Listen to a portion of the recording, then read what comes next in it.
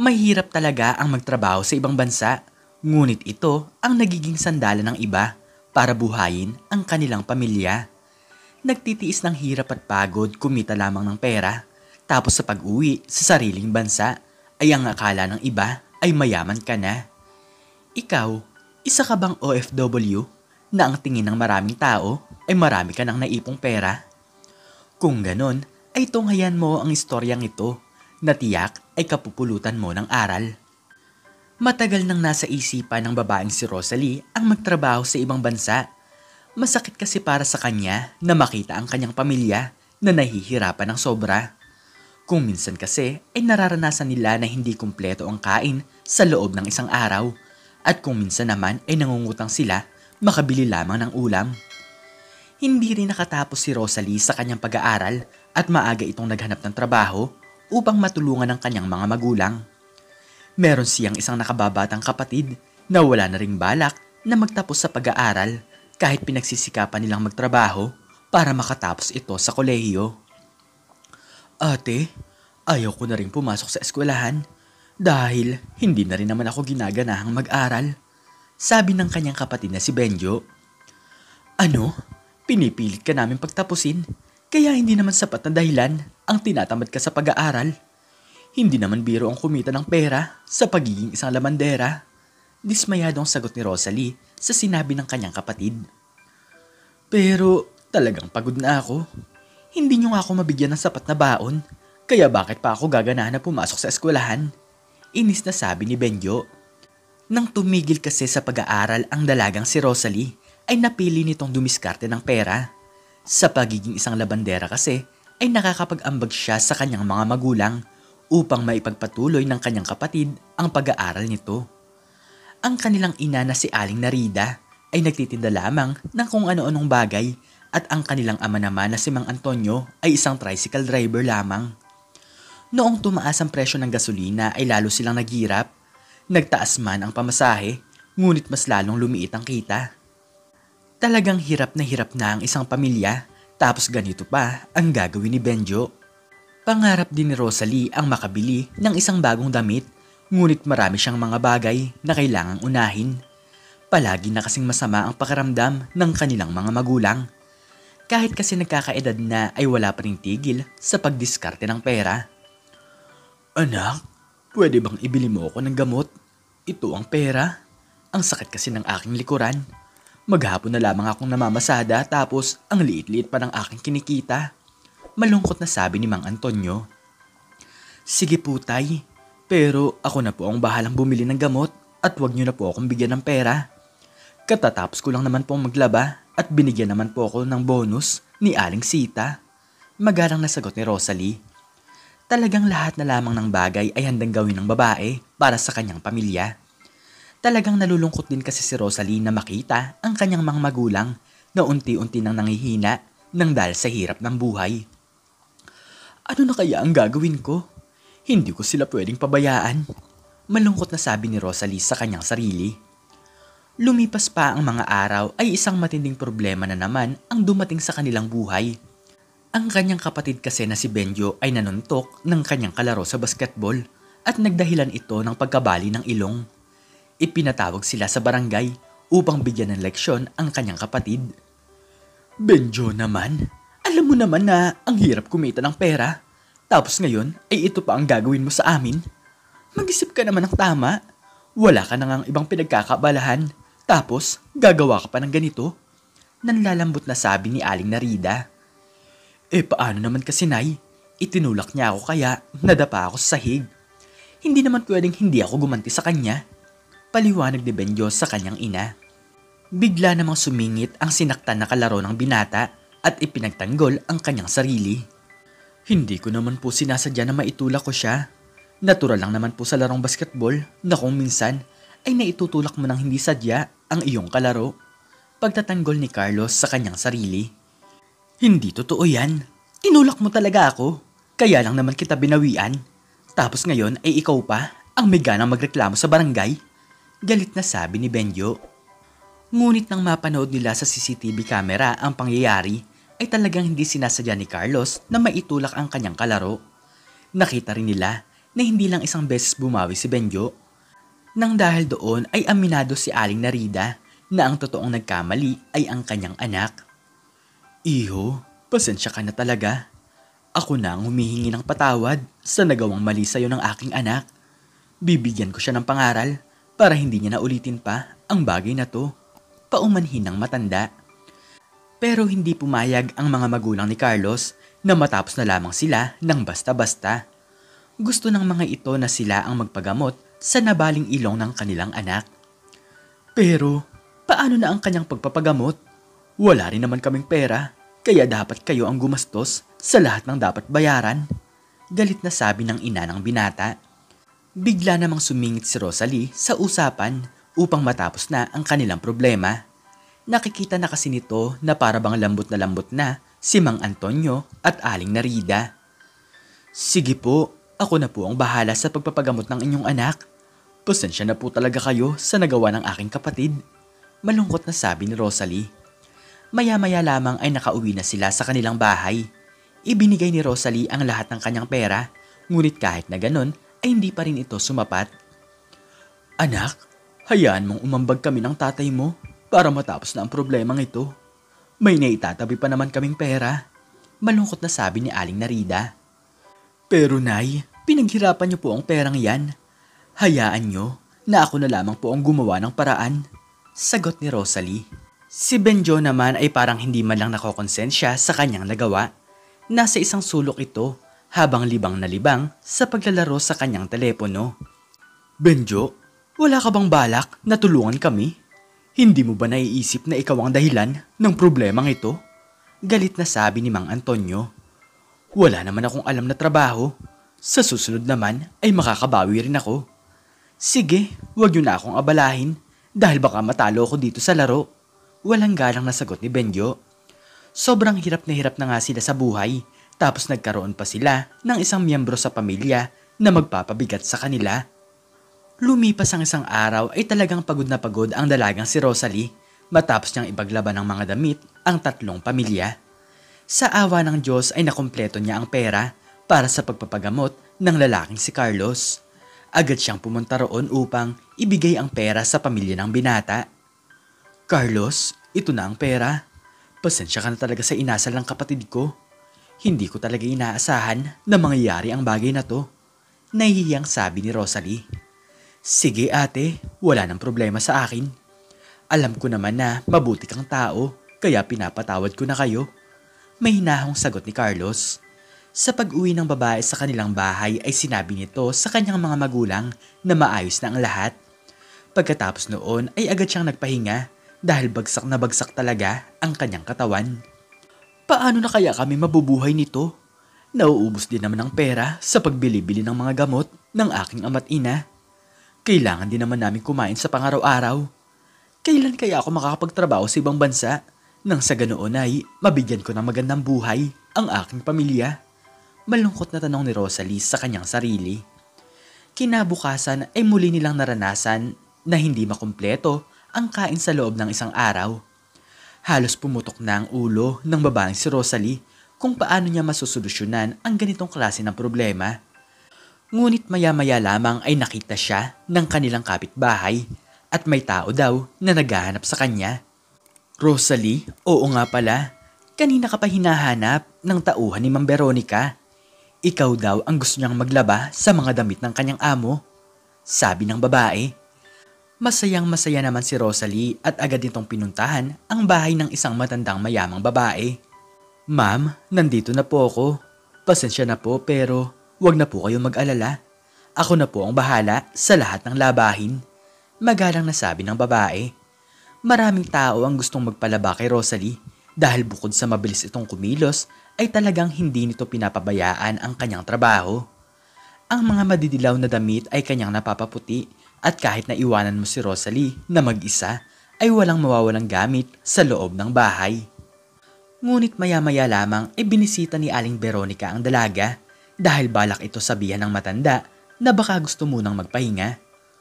Sobrang dami kasi ang naipong labahin kaya nag-aalala ang matanda sa kanya. Napansin naman ng matanda na umiiyak si Rosalie habang ito ay naglalaba. Iha, Bakit ka naman umiiyak? May problema ka ba? Tanong ni Ma'am Veronica. Sa totoo lang po, ay nahihirapan na po ako sa aking buhay. Hirap na po kami sa pagpepera. Gustong gusto ko po na makapagtrabaho sa ibang bansa para matulungan ko po ang aking pamilya. Malungkot na sagot ni Rosalie. Gulat na gulat naman ang babae sa sunod na sinabi ng matanda. Iha, may mga kakilala ako na pwedeng tumulong sa'yo para makapagtrabaho ka sa ibang bansa. Gusto mo ba talagang umalis sa sariling bansa? Tanong ni Ma'am Veronica. Nang dahil doon ay nagmamadaling sumang-ayon ng babae sa sinabi nito. Talagang mabait si Ma'am Veronica dahil agad nitong tinawagan ang kanyang mga kaibigan. Lumipas lamang ang isang oras ay sinabi nito kay Rosalie ang isang magandang balita. Iha, saktong-sakto daw dahil kailangan daw nila ng trabahador sa ibang bansa. Simulan mo na ang mag-ayos ng papeles upang mabilis kang makaalis. Paliwanag ni Ma'am Veronica. Ang pera na ipinambayad sa kanya ng matandang babae ay siyang ginamit ni Rosalie sa pag-aayos ng mga kailangan niyang asikasuhin. Lumipas lamang ang ilang buwan ay agad nakaalis ang dalaga upang makapagtrabaho sa ibang bansa. Masayang masaya ito dahil sa wakas ay mabibigyan na niya ng masaganang buhay ang kanyang pamilya. Bago ito umalis ay nagpasalamat muna ito kay Ma'am Veronica. Iha, hindi naman ako humihingi ng kapalit. Masaya naman ako na natulungan kita. Sige, mag-iingat ka at pagbutihin mo ang iyong trabaho. Sagot ng matanda. Lumipas ang ilang oras ay nakarating na sila sa paliparan. Malungkot na malungkot ang kanyang mga magulang, ngunit ipinaliwanag naman ni Rosalie na gagawin niya ito para sa kanila. Huwag niyo na po akong alalahanin. Hindi man po madali na mapahiwalay sa inyo, ngunit sa aking pag-uwi ay magiging masaya na po tayo. Pilit ng ngiting sabi ni Rosalie. Lumipas ang mga araw ay naging madali lamang ang trabaho ng dalaga sa ibang bansa. Tagapitas lamang ito ng prutas, ngunit kahit na ganon ay malaki naman ito kung kumita ng pera. Lumipas ang 2 buwan ay nakakapagpadala na ng pera si Rosalie, ngunit sa kanyang kapatid niya ipinapadala ang pera. Masyado kasing inosente ang kanyang mga magulang at hindi marunong sa ganitong mga bagay. Masarap talaga sa pakiramdam ni Rosalie na natutulungan na niya ang kanyang pamilya. Benjo, kumusta naman kayo dyan? At ano naman ang sabi ni nanay at tatay? Tanong ni Rosalie sa telepono. Maayos naman kami dito ate at tulog na silang 2. 3 beses na kami kung kumain sa isang araw at madalas na silang nakakapagpahinga. Masayang sagot ni Benjo. Walang balak si Rosalie na umatras sa kanyang trabaho kahit kung minsan ay nakakaramdam na siya ng pangungulila at pagod. Lalo na't narinig niya sa kanyang kapatid ang mga salita na gustong-gusto niya marinig mula dito. Tuwing nagpapadala ng pera ang babae sa kanyang pamilya, ay nagtitira lamang siya ng kaunting pera para sa kanyang sarili. Lumipas pa ang mga buwan, ay nagpadala ng pera at balikbayan box si Rosalie sa kanyang pamilya. Muli ay si Benjo ang nakatanggap ng kanyang padala. Dito nagsimula ang kalokohan ng binata dahil balak niyang ipamigay ito sa kanyang mga kaibigan upang ipagmalaki at ipagyabang. Mga pare, gusto niyo ba ng mga bagong damit at tsokolate? Tara, samahan niyo ako at bibigyan ko kayo. Taas noong sabi ni Benjo. Masayang masaya naman ang kanyang mga kaibigan matapos makatanggap ang mga ito ng regalo mula sa kanya. Salamat talaga paring Benjo. Kahit nakakaangat na kayo sa buhay, ay hindi mo kami kinakalimutan. Masayang sabi ng isang lalaking si Ramil. Walang problema yan mga pare. Pag binigyan ulit ako ng pera ng aking ate, ay magiinuman tayo. Ako na ang bahala sa lahat at wala na kayong gagastusin. Natatawang sabi ni Benjo. Sa pag-uwi ng binata sa kanilang bahay ay agad nagtanong si Aling Narida at Mang Antonio kung nagpadala na ba ng pera ang kanyang ate. 2 buwan na rin kasi ang lumipas matapos ang huling pagpapadala ni Rosalie. Anak, nagpadala na ba ng pera ang ate mo? Kailangan na kasi namin ng pera para makabili kami ng gamot ng nanay mo. Tanong ni Mang Antonio. Naku si ate, hindi nagpapadala. Kinalimutan na ata tayo. Mabuti na lamang at mayroon na akong trabaho dahil kung hindi ay baka mahirapan pa rin tayo. Paliwanag ni Benjo. Nagpapanggapang binata na may trabaho sa ibang lugar. Ngunit wala itong ibang ginawa kundi ang gamitin ang mga ipinapadalang pera ni Rosalie sa mga bisyo at mga walang kwentang bagay. Kinabukasan ay nagpaalam si Benjo na papasok na ito sa kanyang trabaho. Nay, aalis na po ako dahil baka mahuli po ako sa aking trabaho. Paalam ni Benjo. Agad itong dumiretso sa kanyang mga kaibigan upang ilibre ang mga ito ng pagkain. Pagkatapos noon ay maaga nilang inumpisahan ang kanilang inuman. Paring Benjo, pasensya ka na ha. Wala kasi akong pang-ambag, sabi ni Ramil. Ramil naman, ano ba ang sinabi ko sa'yo? Ako na ang bahala sa lahat ng ating gagastusin. Tuwing kasama niyo ako, ay wala dapat kayong isipin. Dahil marami naman akong pera. Pagyayabang ng binata. Talagang sa bawat oras na magkakasama sila ay sinasagot niya ang lahat ng gastusin. Si Rosalie naman ay walang kaalam-alam sa ginagawa ng kanyang kapatid, kaya patuloy itong nagpapadala ng pera. Ang palaging sinasabi ni Benjo tuwing kausap niya ang kanyang ate ay palaging nasa labas ang kanyang mga magulang at kumakain sa masasarap na kainan. Mabuti naman Benjo at nagiging masaya si nanay at tatay. Ito kasi talaga ang gusto kong mangyari sa ating buhay, kaya ako nagtatrabaho dito sa ibang bansa. Masayang sabi ni Rosalie sa telepono.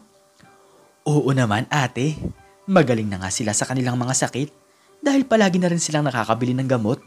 Maraming salamat talaga ate. Pagsisinungaling ni Benjo. Nang marinig ni Aling Narida ang usapan ng magkapatid, ay tinanong nito si Benjo kung kumusta na ba ang kanyang ate. Nahihirapan na daw po si ate na magtrabaho sa ibang bansa. Lumiliit na daw po kasi ang kanyang kita at sa totoo lang po ay nagpadala po siya ng pera pero hindi po malaking halaga. Sabi ni Benjo sa kanyang nanay sabay iniabot ang 3,000 piso.